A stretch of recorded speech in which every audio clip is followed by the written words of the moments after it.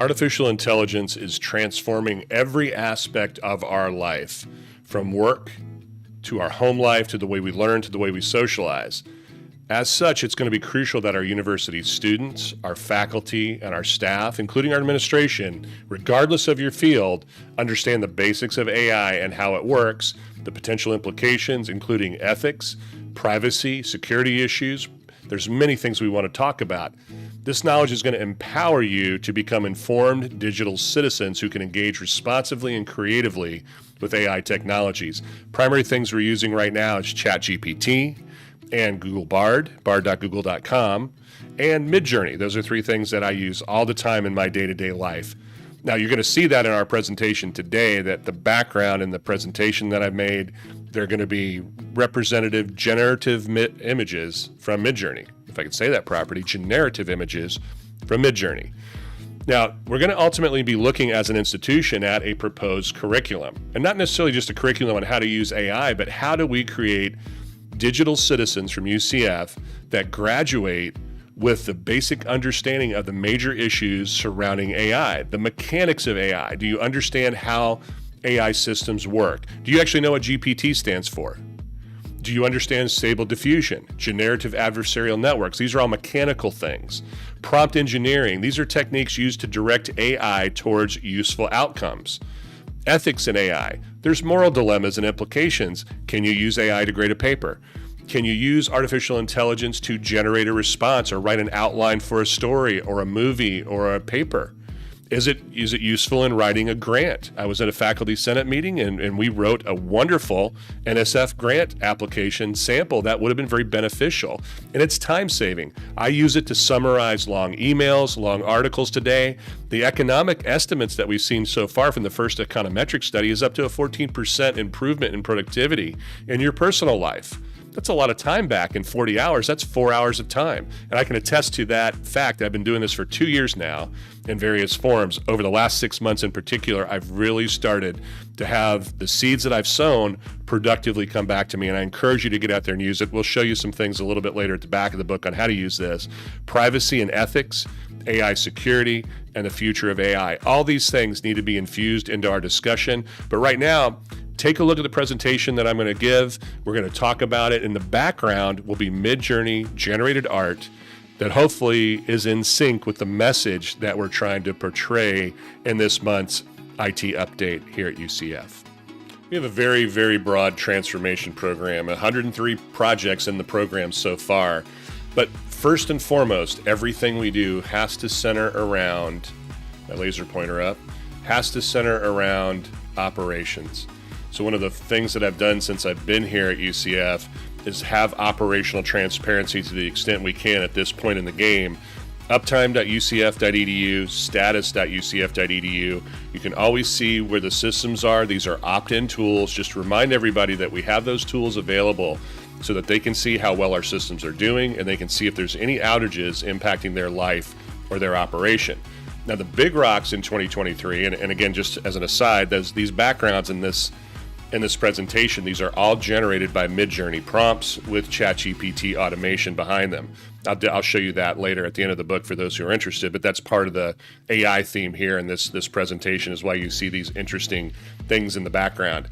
But the big rocks for 2023 is HEERF and Network and Critical Services Stabilization. That's a lot of program work there. The HEERF projects, I've got 5 or 6 things to feature in this presentation about that. I'll give you an update on student systems. Where are we going with student systems and how are we supporting student success? And finally, technology rationalization. Later in the year, I suspect in the fall, we're going to have some really clear plans emerge on what we need to do to consolidate unnecessary duplication and how we need to map our existing infrastructure into future technologies. Big example, next generation network category is software-defined networking. And what we want to be able to do is treat our campus network as if it were a consumer network so that you can have consumer devices running on an enterprise network in a way that people can quickly provision and deprovision those devices. Today we don't have that, but we're going to work in that direction both for our student housing and our faculty and staff who need to have consumer devices on an enterprise network while David Zambri and his team are still able to maintain security There's a way to segment. There's a way to do identity. That's going to be part of tech rationalization to help us not only replace, repair, and upgrade what we have, but to take us into the future to allow a more flexible network in a way that allows us to attain our mission better. This is our Run the Trains on Time dashboard. Let's just go through a couple things. Let me get my laser pointer up for you.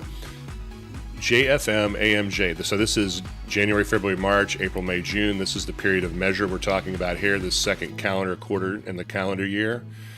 Second quarter in the calendar year. First off, transformation. 15 major transformation programs. We had 16. We retired night vision.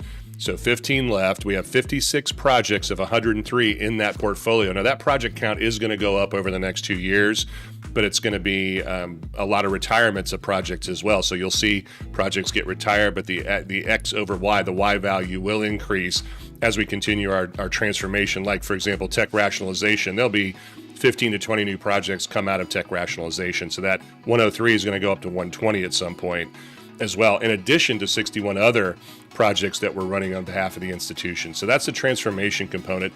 Lots of work under the waterline. What we do is we endeavor to have no impact or little impact to the community members. End user support, one of our primary products and services from IT across campus, and this is particular to UCF IT. Our target is 85% for incident response, but we're hitting 96% of our target service level objectives and agreements. So that's going well from the ability to keep the trains running on time. That's really good job, guys. Everyone, we really appreciate that. Enterprise systems uptime, we're going for 4 nines. We're at 99.97. Go to uptime.UCF.EDU and take a look at that website. You can check what's out, what's not, when there was blips. It's a historical view of availability for our enterprise systems. Network core. Now, this is a term that networking people use, but if you think of a hub and spoke system, here's the wagon wheel, and right in the middle is that hub, and that's the hub, and then the spokes connect the outer ring. The core is that wagon wheel in the center, that piece in the center. Those are the primary large routers that then interface with the internet, and that's our outbound. I'll talk to you a little bit about some upgrades there. We're running 100% for this period of measure. Our target's 4 nines. Now security, 5.9 out of 10 with Risk Recon. When I got here, I bought a product called Risk Recon. It's an external service that examines our operations. Where we're seeing a drop, we're normally 7 or above. We've taken it from in the 4s, so when I arrived in February of 21, up till today where we averaged about 7 to 7.7 at a high point. What's drove us down is there's 33 pieces of software, 33 incidents that show out-of-date software. Now there is a thing called the CVE, the Common Vulnerabilities and Exposures. We have no threats that are exposed by virtue of this software being out of date, but we do need to patch. There's some rate limiters to get this patched. David, his colleagues, and the security team and in the hosting team are working on it. But I think that's the rate limiter, is we've got to keep things patching at a higher clip. There is a confluence of technical jiggery-pokery that the general audience won't be interested in. Suffice it to say, I don't view those 33 issues as an immediate risk, but it's something that we do have to get resolved, and patching is going to be important, and threat detection and intelligence is going to be equally important. Employee engagement, 31% of our IT staff is actively disengaged, and that's a cautionary note. I want to move that to about 20 to 19%. Long conversation about this. This measurement was taken in October-ish of 2022, so we're kind of a lagging year date. We have a lot of initiatives where we're testing the HR processes for promotion. We're recruiting people and moving them as much as they can so they have growth. Compensation, growth and development, and resource management are the 3 things that hit the engagement level of our employees. And we're working on things on the growth and development side and resource management. Compensation's always an opportunity in public sector organizations because we don't have market flexibility, and we also have a lot of regulatory concerns around things like equitable salaries and certain ranges that we have to hire within in terms of how the career tracks are set up. So we've got a lot of work to do in the comp space, growth and development, and resource management. And we have an employee engagement committee and a process to deal with just that. We're making really good progress on our roadmap, as you can see, from 2022, all green checks, all the way up to where we are today at mid-year. Couple things. All of our DSO to the cloud migration is going great. SIS decisions on time. We have the quotes to move a lot of our ERP workload to the cloud. We're good to go moving forward with Azure Cloud for Night Shield. That's a government community cloud. And we're still ready to go on our 24/7, 365 Security Operations Center once funding arrives. This is our network and critical services stabilization. That includes HEERF, so HEERF/NCSS. You'll see the reference from us in the IT community sometimes. This is going really well. We're up through June, so January through June. That's where we are. If you notice this placard right here, in this project, we're at 15 to 34 projects complete. That's a lot of work. So let's walk you through. This is going to blast through this real quick. In May, on our main campus, we went from 20 to 100 gigabits per second. Totally redundant ISP.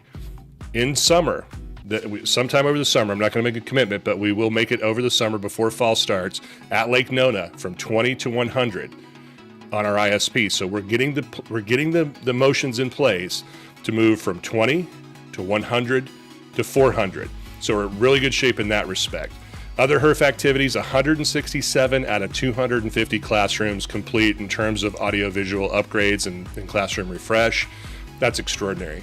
And we're still going strong. This is, again, think about HEERF though. We talked about HEERF at least through December of 2023 is our time that we're going to actually be spending on HEERF. So we're blessed with an immense amount of opportunity. Donnie and his team, 160 to 250, great work. Same thing with the conference rooms, 64 out of 76. Remember, we're going to revisit how we do audiovisual spaces, whether it's conference rooms, classrooms, hybrid spaces. It's a lot to think about as we go into a new budget model that Gerald Hector's putting together with RCM. It's going to be a lot of dialogue we're going to have about what's nationalized, what's local. But I think if we have a standard set of conference room and classrooms, people can more easily move from place to place to place. I think one of the things we'll have to do is work on scheduling as well. So that's going to be a unique opportunity. Cloud migration, cloud first strategy. Since I've got here, I said we're going cloud first, reducing on-premises workloads. A lot of our outages that occurred in September of 21 were directly related to firewalls and local hosting. 287 of 970 VMs across to the Azure space from the data site Orlando. Now here's the thing, we're not going to go to 970. There will be rationalization, there will be utilization, and we may have 50, 70, 100 things that we still have to host locally. We'll figure out how to rehydrate those things on campus, but we are working to get out of our hosting facility. It's going down, down, down until we evacuate leased equipment and hosting costs, and that's going to help us subsidize our increase in cloud utilization. Same thing on the app side of this, 111 out of 124 apps have been migrated as a result of our cloud motion. So great work to our partners, Avanade, Accenture, and the hosting team on Mike Scruggs' team with Bob Mello, Matt Waddles and company. Just great work, everybody. We're moving in the right direction, and all the community members who support us. And remember, one of the things you have to think about is things like VMware are driving costs way up of virtual machine hosting. So we need to look at options that don't drive our costs up. Where can we go cloud native? Where can we go Hyper-V? Where can we go alternative to very expensive hypervisors in the future? All right, let's finish up with web hosting and then move into student success. Web hosting's really the start of our technology rationalization, but it's also supporting our network and critical services stabilization. 7 out of 38 sites. Now this constitutes hundreds and hundreds and hundreds of localized HTML clusters. These are big sites, including UCF.EDU. So we're going to move all of our on-premises workload that was previously housed on a backup server and Amazon Web Services. All that's moving to a service called Pantheon. That's going to offer much resilience and reliability, in addition to our ability to maintain patching, where we don't have to worry about the patching anymore. Everything hosted in Pantheon will be patched and maintained to standards, and it's part of the software as a service model, cloud first model that we're moving towards here at UCF. Student success. You'll see this placard here. Let me put a little laser pointer up here for you. And the student success, 1 out of 3 projects. The wireless isn't directly in this project as a portfolio, as it were, but this is going to be very important. So I'm going to start off with wireless. All main campus, Lake Nona, downtown buildings were wireless surveyed by the end of June this month. So by the end of this month, everything's going to be surveyed so we know where the deficiencies are, where they're not. We're going to understand the dB level. Now the dB level is the strength of the signal, including wall penetration. And remember, when we're moving to tri-band radios, we're going to be using Wi-Fi, higher levels of Wi-Fi, faster levels of Wi-Fi, and we need to be supporting more and more devices per person. So signal strength and devices per person, and being able to have an inbound, outbound capability that is a wider highway on those APs are going to be, access points are going to be very important. But we have to know what the physical penetration of the RF signals are. This is the beginning of optimizing wireless for our entire community, whether it's the research, student, faculty, and administration community. It's a very important start, and it's a great investment. It's 100. By the time we finish the summer, 160 buildings or locations will be surveyed, and that will be the basis for our architecture going forward. Very exciting work with our partnerships at Presidio. Now, Salesforce, I mentioned this last month, Salesforce Student Success Hub. We have a prototype that we're starting, our pilot rather. We're starting in November, and that is with the Salesforce Student Success Hub software. What does that look like? This is KNIGHTS 360. You're seeing those screenshots. I'm not going to go into it details. Scott Barron, Paul Dosel, Sherry's team can offer you demonstrations or discussions. Aaron Messiano and company, Jenny Sumner can do this. There's a lot of people who are involved in this. It's really exciting. How are we going to render good advice? How are we going to track appointments? How are we going to get the right information to the right people at the right time so they can optimize their success towards graduation and academic success in general? Very exciting stuff. We're looking forward to seeing how that pans out, and that will run from November till December-ish, and then maybe into January, and we'll go live in January. There'll be more to follow on specifics, and we're looking forward to seeing what Paul's team comes up with and how the IT team support that initiative. Very exciting stuff. Our partnership with Salesforce is getting deeper, and we're getting to understand that firm and its offerings very well. So it's been a pleasure to work with them. I used to work with them in Santa Barbara, and happy to be working with them here today at UCF. SIS Decision Timeline. We have, as a part of our night vision overall deployment, we had an agreement that we had a pricing hold for a certain amount of student systems. So we have Workday as a portfolio of products, which includes human capital management and finance, which we've already done, and then student systems. As a part of that agreement, we had a price hold that we negotiated as a part of that initial contract. That price hold is available till October. Now we could probably extend that a little bit, but not much. That's one of the many drivers that drive my timeline, is that price hold. There's the price hold, plus Oracle has a decision process that's kind of forcing us in this direction. PeopleSoft Campus Solutions shows a 2034 deprecation date. So if we believe, based upon our research, our discussions with Workday, Accenture, Huron, many other integrators, if we are seeing a 4 to 6 year timeline, you have to back 2034 behind us 4 to 6 years. The fastest Workday customer on the student side that deployed was 42 months soup to nuts. On average, it's a 60-month time period, so you should really think 48 months plus 1 to 2 years of hyper-focused, hyper-care attention to business processes. Now, when we look at the SIS space, we have 88 core systems and over 400 things integrating with them. So it's going to be a massive uplift. If Workday, HCM, and Finance was a little kitten, a little kitty cat, this is a tiger, and it is wrapped around our spinal cord in terms of the criticality as it relates to the core mission we're trying to attain. So we have some options that we need to look at. What are we doing with our student systems? We will have a directional view by September. So we finished all of this work. I just was up at Ohio State this week with the Workday Higher Education Forum. We've learned a lot. Brian Boyd, Alicia Keaton was there with me, so we had financial aid, we had our registrar. We're really getting into understanding what this would take. It was very educational. I love spending time with them. I learn a lot all the time. Florida Gulf Coast University, they provided a lot of information about common course numbers that I didn't know about. So every time we turn the page, we're learning something new. And we want to have this decision based in as much fact as possible, with as many critical experts as possible. So I think we're in a good spot. We've conducted our initial diligence from June of 22 on up till today. So we said we'd give ourselves these processes, and we have. We've done this analysis. Now it's time to have a dialogue. I just talked to the provost yesterday or the day before, right after I sort of run it together. After I travel, I get a little bit loopy. But the last couple of days, I talked to the provost, and he's like, yeah, let's get this done. Let's get the decision and the direction done. And this is, I got to tell you, though, this is a journey, not a destination.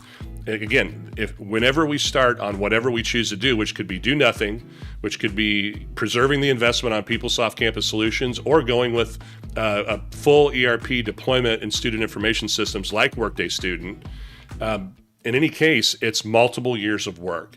And you have to couple that with the work I just described that Paul Dosel's team's doing with student success. So those two things come together, the SIS decision, which is a directional decision, and supporting the work that we're doing with the student success activities.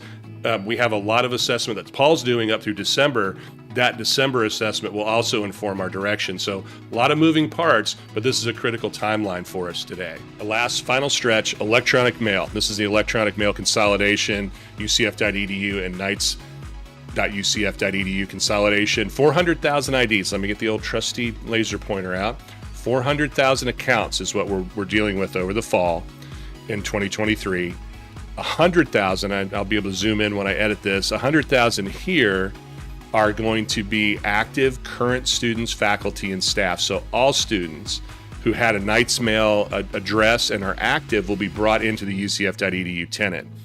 If you have logged into your KNIGHTS.UCF.EDU account and you're not an active student, 97,434 people have logged in the last 2 years. Those will remain in the KNIGHTS.UCF.EDU tenant.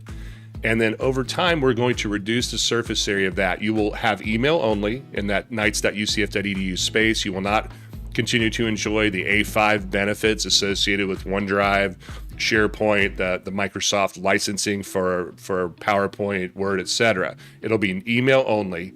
I'm going to show you a brochure that Brett and Mika have done for communications along with the project team and make that available if you've received my distribution email, and then Brett and company will make it available on the website.